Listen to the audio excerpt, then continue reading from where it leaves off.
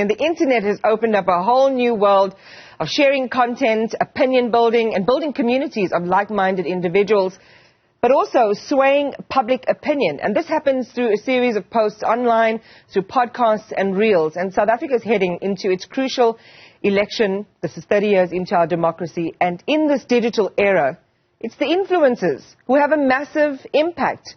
How are they using this influence to impact public opinion, to contribute to building our democracy?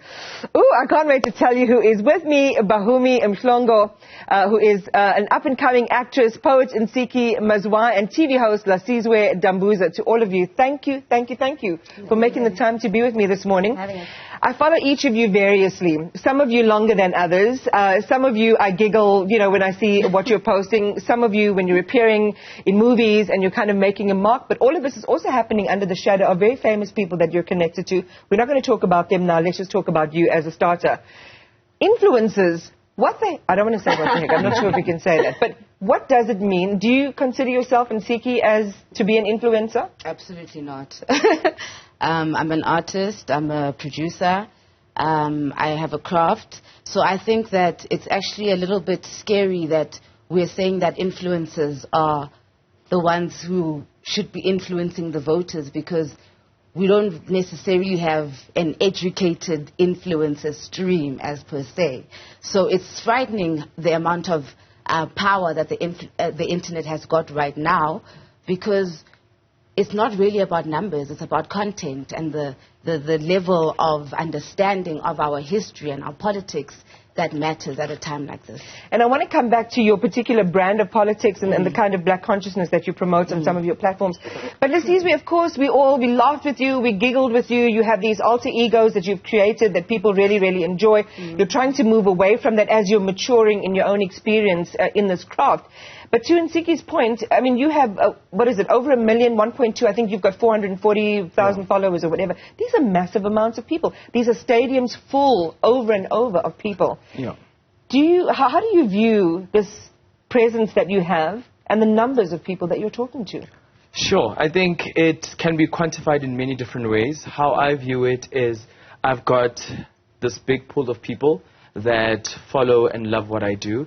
And it is my responsibility to influence the people that follow me to either go in the right path or the bad path. So it's up to me to either determine how I position myself online. So in that being said, the people that are following me follow me for what I have and what I do and what I present to the world.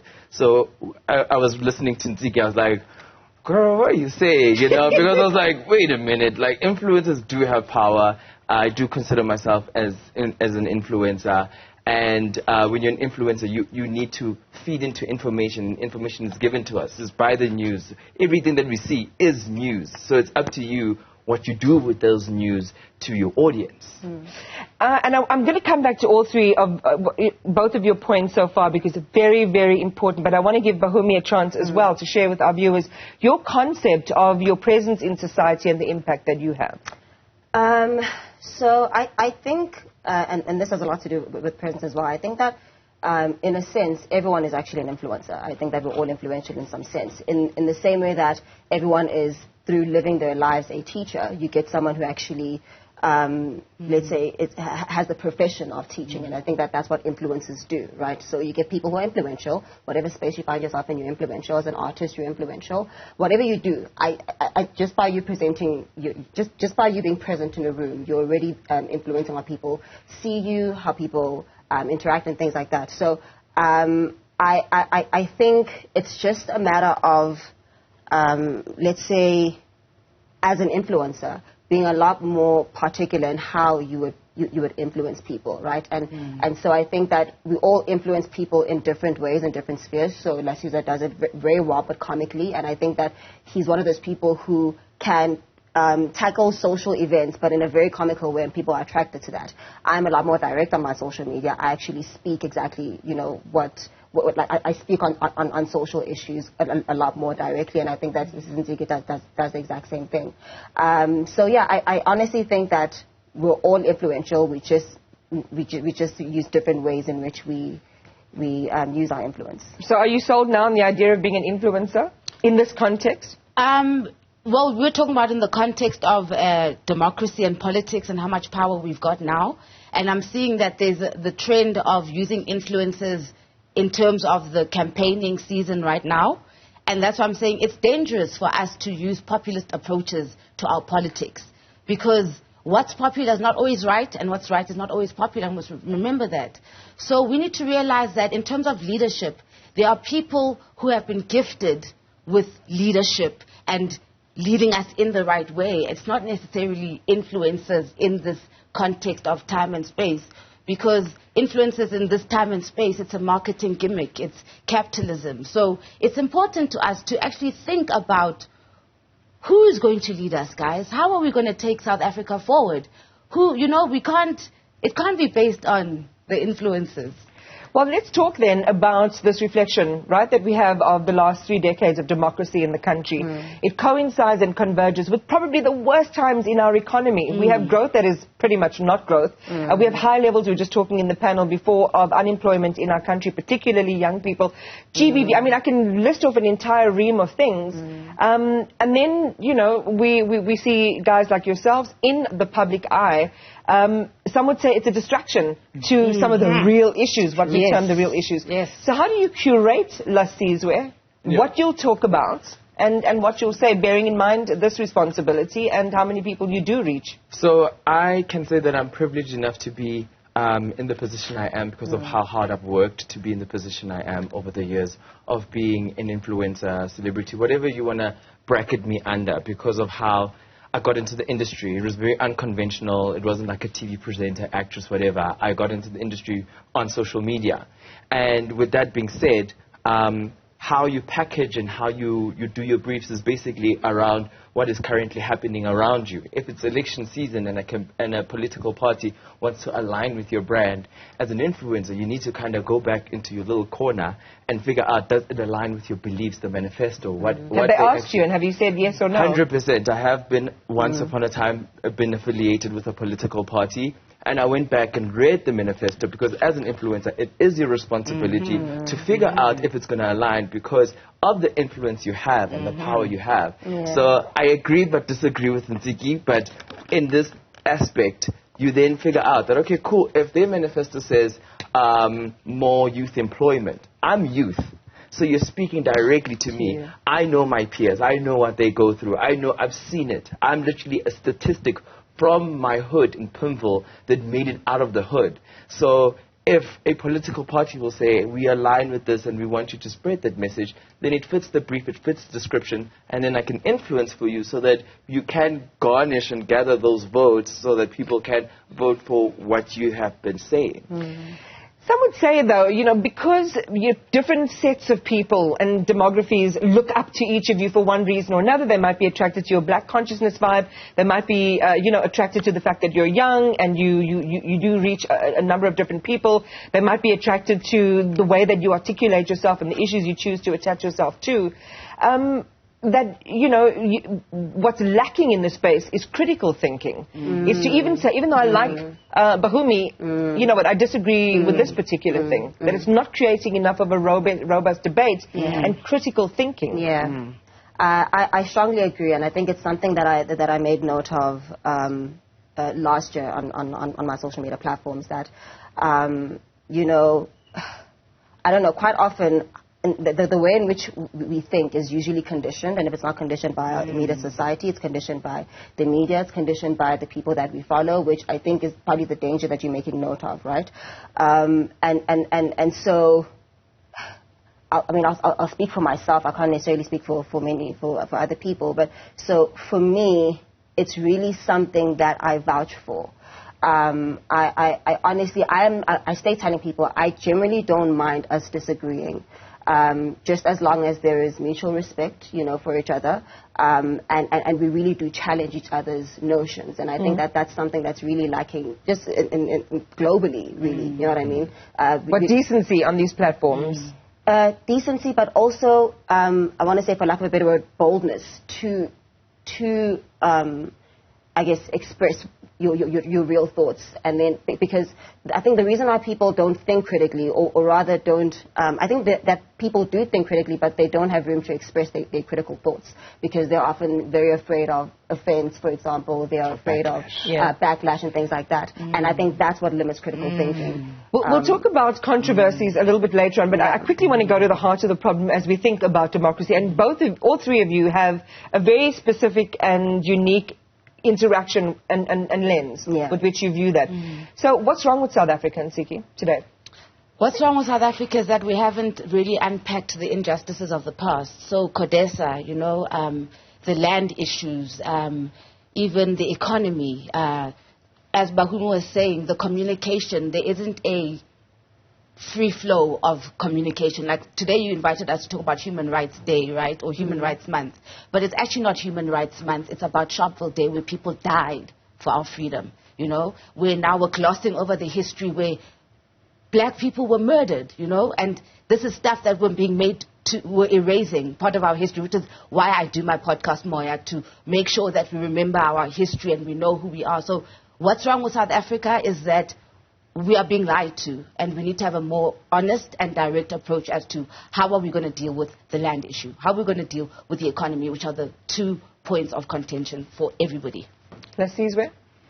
What's wrong with South Africa? I think there's everything wrong about South Africa, but what's right about South Africa? That should be the question that we should be asking the most, because right now we have for me especially, I speak for the youth, right now our 2024 is our 1994. So a lot of the youth has come out in numbers, and I believe they're going to vote based off TikTok, based off Instagram, and how much engagement is happening. So I get all the historical part, but history is still in motion. We are rewriting history. We are history. And yes, we give thanks to, your Hector Peterson, everybody that has played a huge part in for us being where we are today. But the future is in our hands. If we do not shape what we currently have and the little that we have, tomorrow it will be nothing. And when young people that you talk to say they're taking part in the election, why? What's interesting them? I think basically everything is affected. From the old to the young, everyone can see the drastic change. I think everyone here can admit and feel the financial strain that's currently happening in the country. We can all feel that financial pinch. Even just a party goer. You know that a bottle of Savannah, it's a little bit tricky to get that Savannah. So we all have this, how can I put it? We are all excited for the elections, because I feel like there is something that's going to happen, and there is a huge change that's about to happen. Well, we'll wait and see come May 29. What's your sense of the same question? Look, and again, I think I'll also just cater predominantly to the youth, but I do think that it's an issue, I guess, throughout the generations. I think it's, we don't really have, you actually touched on it, we don't really have a lot of platforms or speakers who vouch for critical thinking, who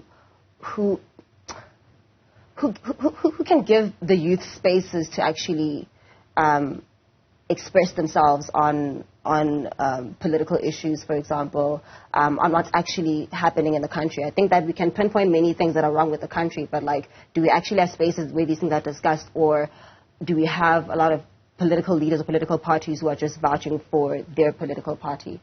Not so much saying, okay, but I vouch for this issue, and this is how I plan on fixing it, and then I actually do fix it. Yeah. The interesting thing is it's not just about the messenger and the message being separate anymore. It's all very much intertwined. And I want to ask each of you, how do you manage your own credibility when so many people are looking at you, for better or for worse, or are taking a lot of what you're saying incredibly seriously? How do you manage that? And we've seen with your social media, and Ntsiki, sometimes, you irritate people. They don't like you. Sometimes you'll say things, that some people might say, oh, that's like way personal. That's below the belt. Why is she going there? And yet at the same time, because I've listened to a few of the podcasts, I really enjoyed the one around rewriting Xhosa history. and folklore, and how those two things have become intertwined in the colonial project in seeding very alternate memories of realities in South Africa. How do you do those two things? Because it's not easy to follow you, watch you, and always believe what you're saying. You know what? The speaker of truth has no friends. And I've come to terms with that, right? Yeah. So when you speak from the heart, you know that you're speaking your own truth, and I don't need to be validated by other people. Yeah. And sometimes people hate me, sometimes people love me. This is life. We're on a journey. And you handle the criticism? I handle it. As long as you guys are watching my podcast, Moya, I'm fine. I'm fine. Lasizwe, for you, I mean, I know that, you've been trying to kind of separate yourself from no more frequency, but that was kind of like how, I got into you in the beginning. Also, I have children. Now I'm giving away my age. You don't want to seem like an old person. But very connected to you, because I've seen a changing and an evolution of what you stand for and who you've evolved to. But how do you manage who you are and what you're saying? I think over the years of just evolving into the human being I am, I've realized that there is a soul behind all of this, because in the beginning of a no-matricancy, you would be like a caricature. Every time someone would see you in public, they would say like, "Tricky baby," and sometimes you just want to be, hi Siri, So you want to be able to kind of differentiate the two, where you can actually kind of be human and kind of interact and engage and actually not be a surface level conversation. So over the years, how I have grown into this, I'd call myself like a businessman, is just allowing age to do its thing, and also just balancing how to be a public figure, how to still be human, how to still have relationships with... Give you more responsible. And be more responsible in essence, 100%, because of just the responsibility bestowed on me. Like the fact that I've kind of come to terms that I'm like public IP, so meaning that God forbid something had to happen to me, rather, my family would have to kind of understand that it would be on the news. There's random people that would come and pay their condolences, or it had to be a public funeral, whatever it may be, because of the responsibility that I had initially signed when I said I wanted to be famous, for example. So it's a catch-22, but the responsibility is that I have to ensure that I fact-check everything that I do and has pure intentions and is from the soul. And that was going to be one of the questions I asked Bahumi. Maybe I can tie it into your response to the same question, is because you are that messenger in a way, you are also responsible for the message and the credibility of that message. How do you do that? I once said I actually posted this on social media. It was around the time of Women's Month, and I remember just making note of all the beautiful women's events that I went to, right? And everything is pink and everything is lush, and we're talking about, just women empowerment and women in power, and I, as much as I appreciated those conversations, one of my issues was just how watered down this conversation really was. I think that in as much as we have, for example, freedom of speech, or whatever freedom we have, freedom of expression on our social media, we also need to consider the responsibilities that come with that freedom, like Lasizwe was saying as well, and I think what Ntsiki was saying as well. So, for example, if I have freedom of speech, I need to make sure that I use my freedom of speech in a way that doesn't exercise crass speech, where my speech now is not intentionally offensive, is not disrespectful and things like that. And so I think the onus is on us, where if you are bold enough to exercise your freedom, you must also be responsible enough to understand the consequences that come with that. And I think that it's a navigation thing. One moment you are the caricature that you play, then the other moment you're like, wait, but there's a million people following me, and all these people are looking at what I'm doing and how I do things, and I want them to be directed in the right path. So now the responsibility is to lead them as best as I possibly can in that path. It's a big year. And Ntsiki, when you consider that we are at this really critical point of our democracy, I read stories, most of the stories this morning have been about court and crime. And that's a reality of living in South Africa. It's such a mirror for what's happening everywhere in society. How do you reconcile that with, the aspirations that we had at the dawn of democracy. You're older than, you know, than the other guys around the table, so you have more of that institutional sort of memory. That's why I'm just so hurt at where we are, because so little, we've accomplished so little. And in fact, black people are not much further than they were in '94, honestly speaking. We can't consider the small pocket of middle class that was created as gatekeepers and to feel as if I'm privileged, so it's fine. We are fine. We're doing well in South Africa. No, we're not fine until everybody's okay. So until we have policies that look after the most vulnerable people on the ground, which is what the fight was about, because apartheid had made Africans subhuman. How do we humanize African people? How do we bring back the dignity? I need to go back to court really quickly, but do you relate? I mean, because as you said, you know, you're more in the contemporary space, what's available for young people now. There is a memory that we stand on in this country. I think I 100% hear your perspective, and I get it, but for how long are we going to keep referring to the past and not being in the present and going to the future and understanding where we're going? Because I think that's the same mindset that our grandparents have. Hence why kids on TikTok are encouraging other kids to say, hide your grandmother's ID on voting day, because she keeps thinking about date, about... Guys, like, we can't keep thinking like that. We really need to be in a position where we need to apply ourselves to what is being presented to ourselves and focus on the future. That's so interesting, and I think I'm going to book another debate similar to this to really mine that topic a bit further, because it's so important. What seems to be this disjuncture actually has to be part of the same thing, because we are the sum total of our story. And if you liken South Africa metaphorically to a body, our shoes are coming from there. Our head might be looking to the future, but it's all part of the same. And we've got to look back and look forward almost at the same time. I got to leave it there, but I'm so appreciative that you came in. And thank you so much for that. Lasizwe Dambuza, Ntsiki Mazwai, and Bahumi Mhlongo.